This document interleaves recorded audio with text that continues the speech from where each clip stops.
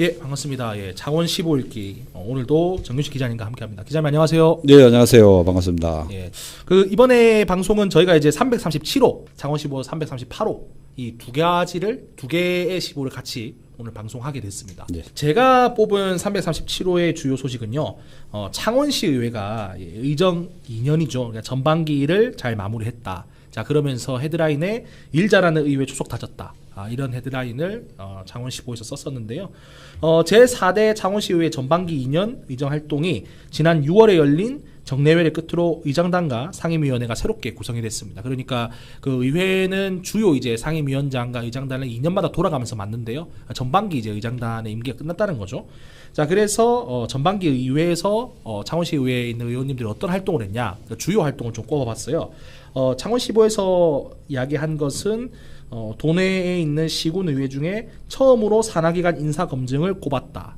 이렇게 많은 전반기 의회 많은 업적들 중에 경남으로서 최초로 산하기관 인사검증을 하게 됐다라고 하는 그런 내용이 전반기 의회의 성과다 이렇게 이야기하는데요. 뭐 실제로 아시겠지만은 기초의회 같은 경우에는 뭐 인사청문회를 실시하지 않습니다. 뭐 그럼에도 불구하고 창원시 의회는 기초의회에서 아주 성숙하게 의정 활동을 이어왔기 때문에 인사청문회를 도입을 한 것이 아닌가. 그 밖에도 전반기는 의원 발의 조례안 역시 활발했습니다. 뭐 민생경제, 사회적 약자, 도시환경 분야를 살뜰히 챙겼다는 그런 평가고요. 특히 이제 외국인 계절 근로자 등 지원에 관한 조례로 올해 상반기에 계절 근로자 모집 인원이 지난해에 비해 3배로 확대됐다고 합니다. 예, 계절 근로자라 하면 이제 해외에서 농번기 철에 들어와서 이제 농촌 일을 일손을 도와주는 노동자 분들을 이야기하는 건데요. 이번에 창원시가 계절 근로자 등에 대한 지원 조례를 만들게 되면서 외국인 등록비도 시에서 일부 지원해 주기로 했고, 그리고 그 밖에도 이분들이 장기적으로 주거하거나 아니면 병원에 가거나 이렇게 했었을 때 이분이 받는 혜택도 늘어났다라고 하는 것이 평가고요. 실제로 그 영향으로 외국인 계절 근로자가 3배나 늘어났다는 그런 평가입니다. 그 밖에도 성산구 내동지구역 항상 상습 침수 구역이죠. 여기는 그렇죠. 창원 주민들뿐만 아니라 사실은 그 비가 많이 왔다 하면 인터넷 커뮤니티에도 이 내동의 그 물잠긴 사진, 거의 이제 자동차 한 절반까지 이렇게 들어찬 물잠긴 사진 이렇게 많이 인터넷 커뮤니티 같은데 공유가 많이 되는데, 이번에 남천 게이트 펌프장이 추가 설치가 됐다고 합니다. 심오 내용을 보고 좀 찾아보니까 이 펌프장을 만든다고 해도 이게 규모가 강우량에 비해서 작으면 이게 아무 의미가 없거든요. 근데 펌프량이나 개수도 충분히 강우량을 잘 대비했다라고 하는 그런 평가입니다. 자, 그 밖에도 교통약자를 위해서 누비콜, 바우처 택시 등 전용 승강장을 설치했다고 합니다. 자, 그 밖에도 이제 맨발 걷기 보행로를 설치해서 맨발 걷기가 요즘 건강 차원에서 많이 하시는 분들이 많잖아요. 근데 이게 아무 길에 나면 당연히 보도블럭이나 도로 같은 경우는 발에 다칠 수도 있습니다. 자, 그래서 흙길을 맨발 걷기 길을 의회에서 조례안과 여러 지적을 통해 가지고 잘 만들어졌다고 하네요. 자, 그래서 마지막으로 간략하게 후반기 의장단 한번 제가 소개해 드리도록 하겠습니다. 먼저 사실 7선이시죠. 굉장히 창원시 의회에서 오랫동안 활동하셨고 상근지 공무원 아니냐까지 이야기가 나오셨던 손태화 의원님께서 후반기 의장으로 선출되셨다고 하시고요. 국민의힘 소속이십니다. 자, 그리고 이제 부의장도 이제 국민의힘 소속 권성현 의원님께서 선출되셨다고 하고요. 그 다음에 제일 중요한 상임위원장 소개해드리겠습니다. 국민의힘 이혜련 의원께서 의회 운영위원장에 당선되셨고요. 그리고 이제 박선혜 국민의힘 의원께서 기획행정위원장으로 당선되셨고요. 그리고 초선 중에서는 최정훈 의원께서 경제복지여성위원회 위원장으로 선출이 되셨다 하고요. 그리고 민주당 목도 2명 위원장 선출이 됐습니다. 문화환경 도시위원장 같은 경우에는 정순욱 의원이 당선되셨고요. 건설해양농림위원장도 전홍표 의원, 민주당 소속이십니다. 자, 이렇게 두 분이 당선되셨습니다. 자, 그래서 앞으로 전반기보다 더욱 풍성한 후반기 의장단을 꾸려나갈 수 있도록 기대를 한번 모아보도록 하겠습니다. 예, 수고하셨습니다. 네.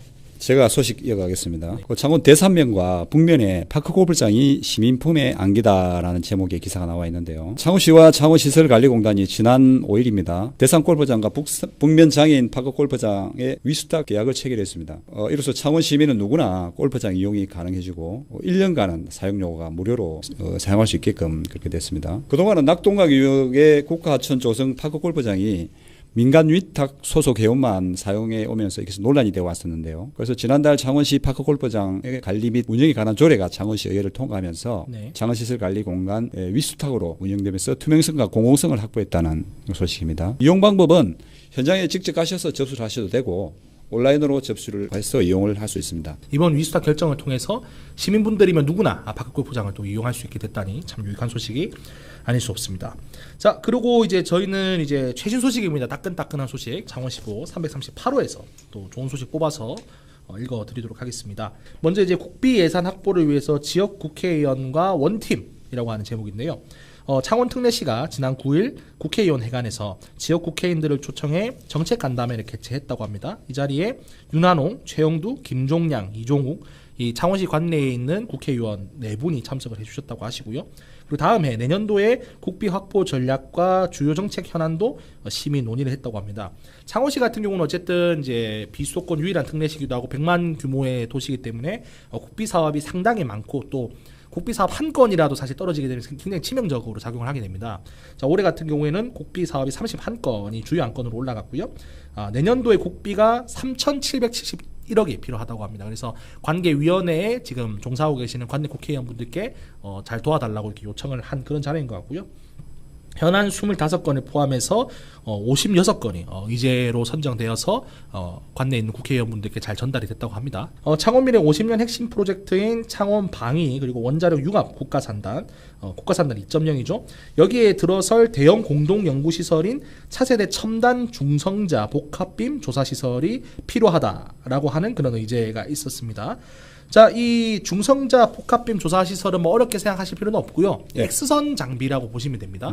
근데 단순히 이제 안을 들여다보는 역할만 하는 게 아니고 이 X선 장비를 잘 활용해서 안에 만들어진 그 제품을 넣으면 강도가 어느 정도 되고 그리고 이제 경직도가 얼마나 되고 그리고 불량이 있는지 없는지를 자세하게 검수할 수 있는 그런 기기라고 하고요. 중성자 복합빔 이 장비는 제품을 이렇게 파괴할 필요 없이 해체 없이 내부를 들여다볼 수 있기 때문에 비용이 상당히 절감되는 효과가 있겠군요. 그럼요. 이제 만약에 그 기계 장비를 하나 만들었다고 하면은 사실 비행기 같은 경우는 몇만 개의 부품이 들어간다고 하지 않습니까? 그렇죠. 근데 그거를 일일이 부품별로 평가를 받을 필요도 없고요. 그리고 뭐 만약에 문제가 발생했다 해도 이 부품을 다 해체할 필요도 없고 품질 검사라든가 아니면 위험도 검사, 안전성 검사라든가 이런 여러 가지 항목에서도 해체하지 않고 수천 개, 수만 개의 재료가 들어간 제품 같은 경우도 확인할 수 있다는 거죠. 그럼 장비가 상당히 고가일 것 같습니다. 예, 저도 그런 걸로 알고 있고 실제로 이게 대한민국에 지금 있는 곳을 제가 찾아봤는데 한 군데 검색되더라고요. 물론 다른 데 있을 수도 있는데 이게 공개적으로 이제 이런 시설이 있다라고 하는 곳은 서울에 이제 중앙에 한 군데 있고 지역에서는 이 시설을 갖추고 있다는 것이 사실은 저는 들어보지는 못했어요. 근데 아시겠지만 국가산단 2.0이 지금 재료연구원에서 엄청나게 열심히 준비를 하고 있을 텐데 국비 포함해서 약 3천억 정도의 굉장히 대규모 사업이지 않습니까? 어떻게 보면. 그래서 사실 이 정도 장비는 꼭 필요하지 않을까. 이게 있어야 경쟁력이 올라가고 기업들도 많이 이주를 할 것 같네요. 그럼 경남도에서는 이게 사상 최대 규모이겠습니다. 네, 그렇습니다. 이 프로젝트가 그죠? 예, 프로젝트가 이제 경남도 역대 사상 최대 규모인 5천억 정도 지금 예상을 하고 있고요. 이제 고도의 과학 기술 인프라를 구축함으로써 방산 기업들이 창원에 직접적으로 유인될 것이다 하는 그런 기대감을 가지고 있습니다. 이 장비 자체가 사실 몇백억, 몇천억에 달하는 그런 장비이기도 하고 그래서 경남도에서도 과감하게 이 국가산단의 성공을 위해서 또 투자를 과감하게 결정했다는 것이 지금 설명입니다.